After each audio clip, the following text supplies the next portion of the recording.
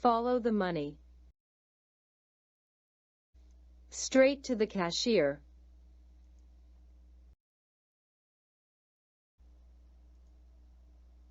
Supers are the big payoff and can be elusive for many players. When you follow the money and use 20-cent supers to pick up significant combinations, you can change that. You don't have to catch every super you wager on, because one super will be your patron for several more tries to catch a few more. Remember, those bonus points are adding up on your bankroll as well.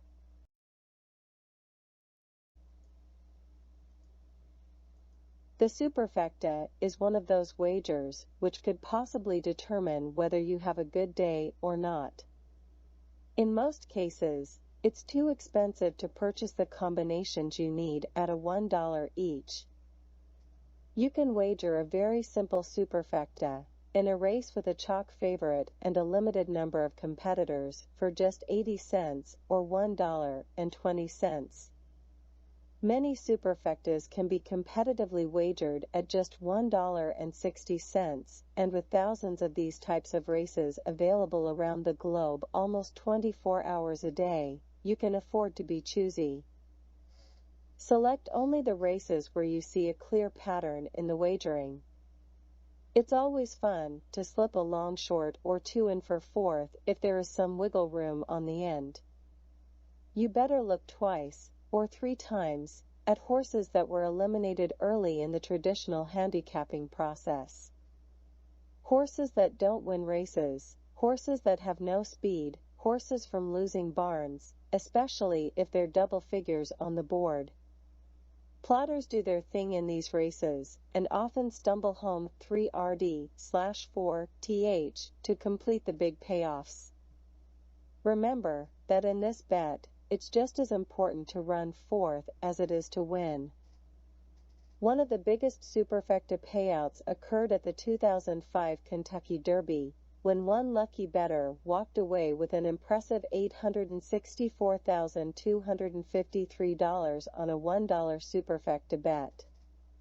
Can you imagine winning such a large sum of money from such an insignificant bet amount?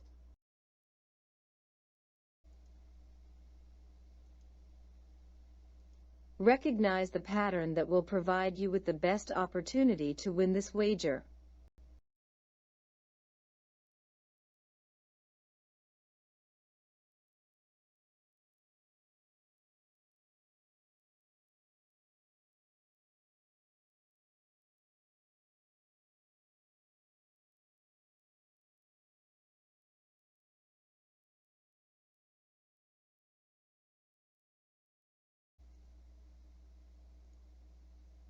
Great information. Must visit site if you plan to wager on Australian racing. And why wouldn't you?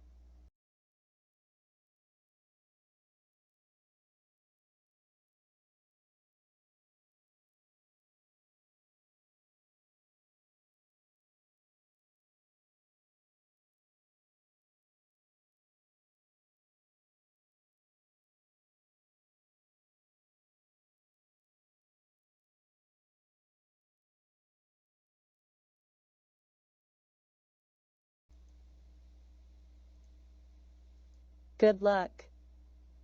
Subscribe to our channel for regular updates on seasonal track changes and opportunities to find that low-hanging fruit. It's harvest time.